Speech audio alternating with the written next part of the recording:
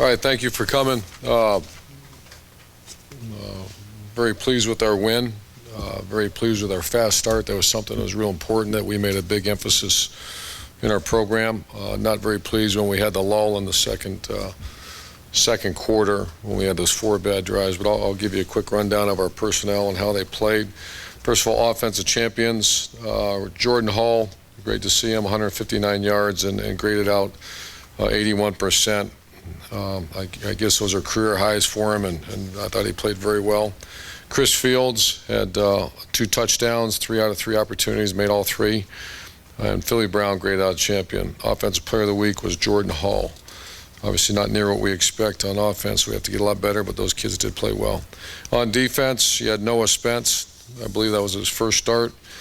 Graded out 80% and had a sack. Graded champion. Duran Grant graded out 96%. Out of 21 opportunities, made the play 18, which is high.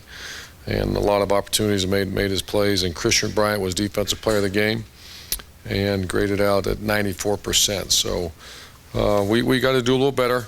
The good thing is we have a chance to get better. A lot of new players on defense. When Shazier cramped up, we were down there. Christian Bryant was basically our only veteran player out there. So I'm anxious to see a lot of improvement. We should get, looks very positive for C.J. Barnett to be back. Bradley Roby will be back. We're going to get more play out of Corey Lindsley on offense. And so that's a positive. We're starting to get our roster back intact. As of now, Rod Smith will be back if he has a good week of practice and does it all right. So that helps us. Where I'll really notice that is in special teams. Positive about kicking game was our kickoff unit was fantastic. I want to say that they were held inside the 20 every time. I believe they were, except for once on the 20 or 22. And special teams player of the week was Ron Tanner. And an honorable mention went to Von Bell. Von Bell had 3 tackles on kickoff. Ron Tanner just really played well on kickoff and a variety of other spots on special teams. It was good to see our Australian get in there and punt the ball a little bit. Kind of negotiated not a great snap, and I expect him to get a lot better as we move forward. So I'll answer any questions for you. On the right, David.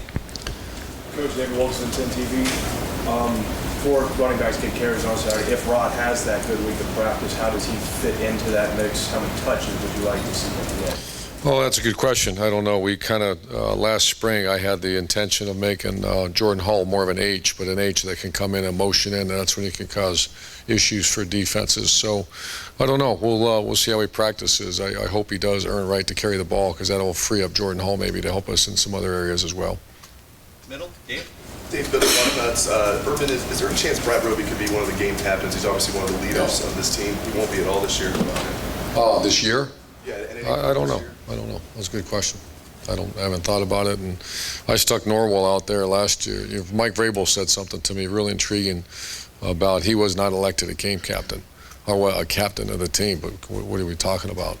He is a captain. And so I just Norwell, the way he has been, I wanted to put him out there, and we did that. Far left, Rusty. In light of what San Diego State did in the opener, first of all, have you seen anything on them? And secondly, what didn't go right for them if you did see it? Oh, they're great. They're arguably the best tailback we'll face all year. Was injured, I believe, in the first quarter. This Eastern Illinois team played outstanding and gave up, scored some big plays against man coverage. Other than that, I see a defense. It's an odd stack, 3-3-5 defense that they blitz, bring high percentage of pressures. Their movement, their chaos defense that play really hard with some good players.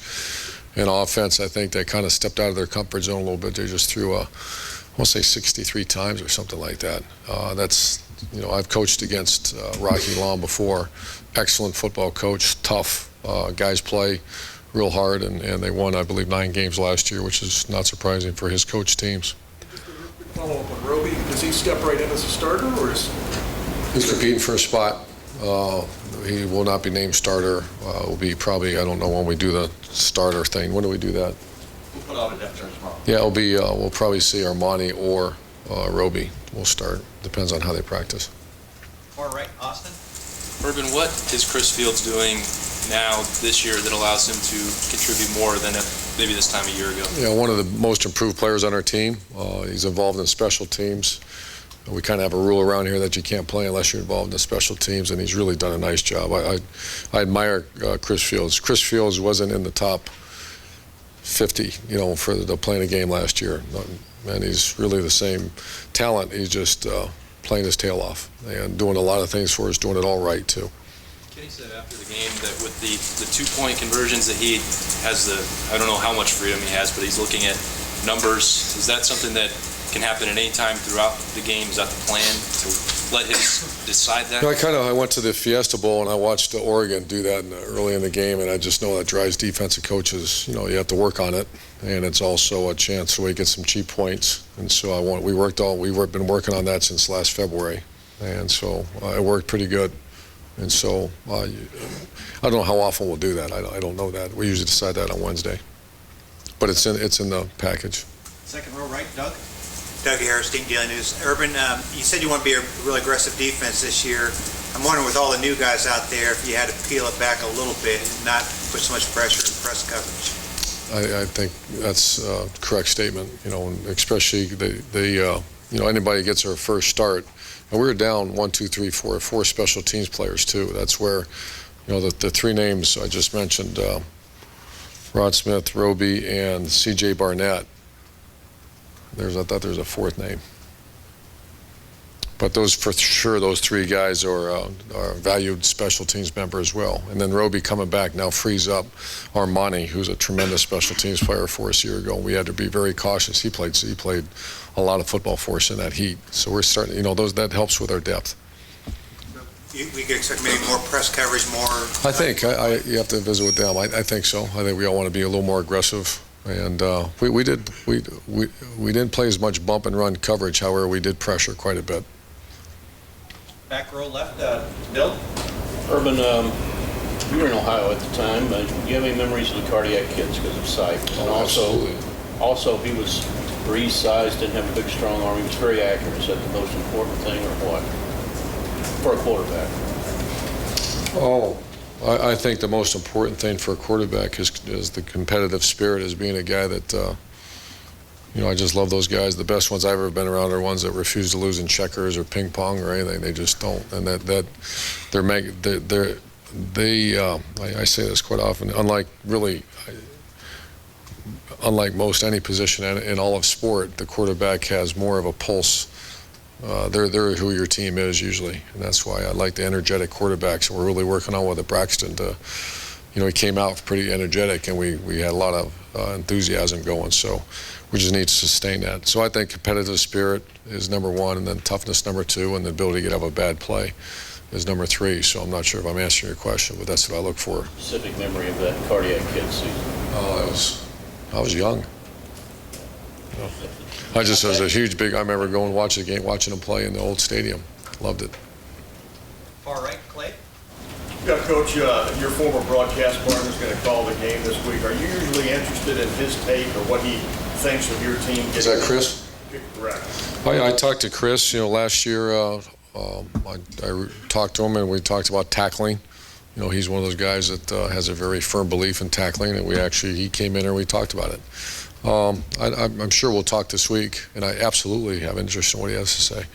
He knows football. Front row, Todd.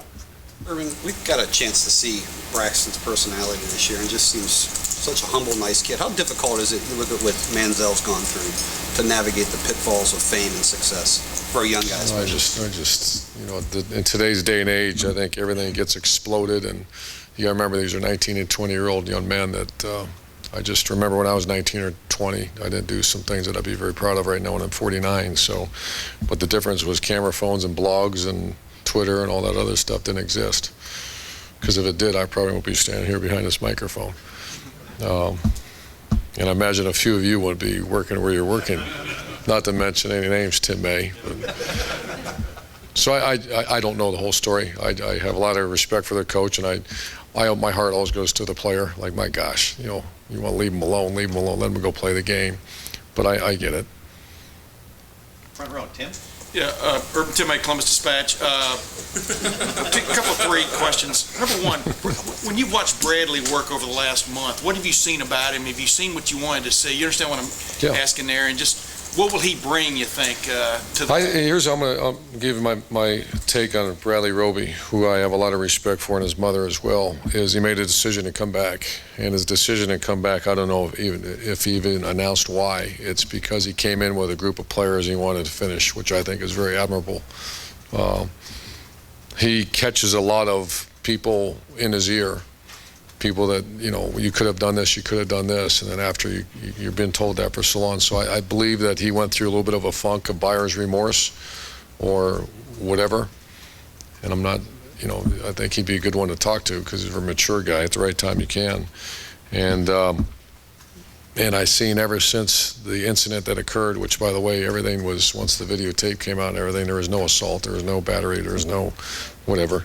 But I think he learned a really strong lesson. He's done everything we've asked him to do, and I'm anxious to get him back on the field. Second thing, special teams. Have you seen something with Kerry Coombs as the coordinator? Have you seen I don't know, more coordinated approach? I mean, just talk about what it seemed to have y'all seem to have a pretty good day with those on Saturday and stuff. But I think he's a little more organized than the previous coordinator we had here. You know what I'm talking about. Yeah. With Kerry, the number one I think I see Kerry's organization, but not number one thing. Number one thing is energy and passion and motivation. He's a tremendous motivator, very good in front of the team. And I wanted to be. I have so much stuff going on. I wanted to be fair, and to be able to devote much because I devote a lot of time to our offense too. So I just wanted to be fair, and I thought, you know what, he earned that right, and he's doing, I think, a very good job of it. Middle, Steve. Yeah, Coach, after you guys went back and looked at the tape, some of the breakdowns on the offensive line, what were some of the consistent themes, or what were the things that you guys saw that were happening? Well, we get beat a couple of times and it gets exposed. I mean, for the most part, I think we played okay. You can't get exposed. And the player they had, his stock in the draft just went up a little bit after playing against us. He did a very good job. He manhandled some guys and did a good job. So whenever that happens, what do? You go back to your fundamentals and keep working and keep grinding. I have the utmost confidence in our offense line and their position coach, what he did with them a year ago and what he's doing now with them, that they'll play much better, and they have to. But give credit where credit due. There was issues, and the biggest issue is a fantastic football player. He could play anywhere at any school in America, the kid for Buffalo. Front row left, Doug. Doug Lane, Cleveland.com. Urban, you talked after the game that you scored 40 points and you're a little disappointed. That's a good thing. But what did you think of the offense as a whole? And I know there's not probably a point total that you're shooting for each week, but do you have pretty high expectations? Yeah, very high expectations. I want to score every time we touch the ball. I'm disappointed if we don't score. And that's, once again, high expectations. However, we have some talented guys. Our coaching staff's been together, and we should have been better. We came out of the gate the way I kind of envisioned that we do. We kind of finished the game like I imagined we would, too. We had two long drives, one 10-play drive, one 14-play drive. Not one time did we call a quarterback run in any of the times other than one quarterback draw, and then one coming out a sweep. So that's two for the entire course of the game. Now he scrambles. When you play man coverage teams, man under teams, which he did on a 3rd and 10, that's whether you're John Elway or Braxton Miller, that's part of how you defeat man under coverage. And same thing with drop 8. They did a lot of 3-man rush, drop 8 into coverage, and he kind of got out of there a little bit and scrambled. So that's part of quarterback play. That was not designed runs for him. So I have high expectations for our offense, very high, and I think we graded very average for this game without taking any disrespect in our opponent, because I think they did a good job. It seems like both San Diego State and Cal the next 2 weeks are going to be offenses that are going to try to run a lot of plays with some young guys on defense, guys having cramping issues. Do you think your defense is ready to face an offense that's going to play that way? I think we're more suited now that we get our 2 players back in the secondary, and I think our defensive line, that was the first time most of those kids have ever played. Curtis Grant, first time he played a whole. But the issue of cramping, we can't have guys leave the game. Josh Perry, didn't play that many plays, and all of a sudden he's out of the game. And I'm still trying to figure that one out. And so we just got to make sure our guys, and I have to do a good job, our training staff and the players, take care of yourself, because we can't have those issues, because that will be a major league problem this week. I'm not worried about next week. We'll discuss that next week, but that'll be a problem if you look out there and some guys are cramped or they're not playing, then we got a problem. We just don't have that. No one has that much depth. C.J. Barnett and Roby being back is certainly going to help us, though. Front row, Bill. Bill Rabinowitz, Dispatch. How ideal is it for you as a coach to, first of all, you won the game. There were a lot of good things, especially early, but there are a lot of things that you can point to the last 3 quarters and say, you're not anywhere close to where we want you to be. In that sense, was it almost a perfect world for you as a coach? That's a good question, Bill, and I think complacency is certainly not a problem this week. You know, there's been times where you smoke a team, and then all of a sudden you go in on Tuesday and you start trying to get after them, but they're looking at you like, what do you know, because they've just been told how great they are. So I think that's a very valid and is as much cleaner as all of us would like to seen it. It's a great opportunity for us to coach them really hard to get better Tuesday and Wednesday. One question about Lindsley. Obviously, offense played great with him in the game. Can you give any kind of definition to the injury and just how close he is to being 100%? Yeah, he had surgery. He had in our last game, I believe, against a team up north. It wasn't a Liz Franks. It was close. There were some issues with the bone separating, and we thought it would be healed up. He went through off season, started bothering him, and we made a decision in spring practice early in spring to go put it, because the doctor said the best thing is make sure, even on MRIs or whatever, X-rays, that it showed that it looked okay, but it was bothering him, and he's a tough kid, so they put a screw in it, and those are long injuries, so he's a little bit ahead of schedule even. So we played him, I think, 17 plays, and I wanted to put him back in, and we just, made the decision on the sideline, so let's keep going as is, and he'll play more, and so just keep gradually getting better and better. 2 more questions. Matt, far left. Matt McCoy, WTVN. Just interested in your view of the freshman debuts. Was it kind of what you expected, the good and the bad with? Well, Daughtry, I think, was good, other than he's laid on the ground. That was terrible, and that he won't play much if that happens again. I did think he showed some of the explosiveness that he has. We would like to get number 15 a couple more carries. On offense, I think that might have been it. James Clark just got in there for a few plays. On defense, Joey Bosa, I think, has played very well. I think he's earning a lot of time in the rotation. I'm really impressed with him. Mike Hill continues to get better, and Trey Johnson played extensively. We didn't really expect that to happen, but Ryan went down with cramps early and had a hard time getting back. I believe that was it. Now, what the guys Von Bell. special teams. Von Bell did very well. Cam Burrows did actually very well. That's a great place to start to make a name here. Quick follow-up, by the way, Curtis Grant on the penalty. What do you tell?